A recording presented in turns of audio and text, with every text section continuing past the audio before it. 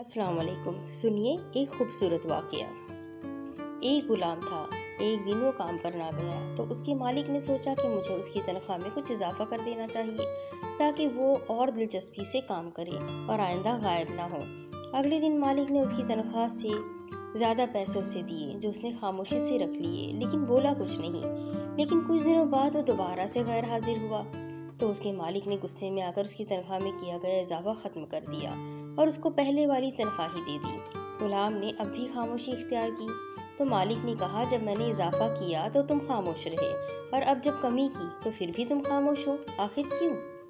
تب غلام نے جواب دیا، جب میں پہلے دن غیر حاضر تھا تو اس کی وجہ میرے بچے کی پیدائش تھی، اور آپ کی طرف سے تنخواہ میں اضافے کو میں نے وہ رزق خیال کیا جو وہ اپنے ساتھ لے کر آیا، اور جب میں دوسری مرتبہ غیر حاضر تھا تو اس کی وجہ میری ماں کی وفات تھی، اور آپ کی طرف سے تنخواہ میں کمی کو میں نے وہ رزق خیال کیا جو وہ اپنے ساتھ واپس لے گئی۔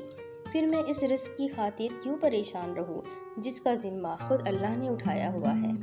سبحان اللہ۔ یہ کہانی اگر آپ کو پسند آئی ہو تو اپنوں کے ساتھ شیئر ضرور کریں، آگے ضرور پہنچائیں اور چینل کو سبسکرائب کر لیں۔ اللہ حافظ۔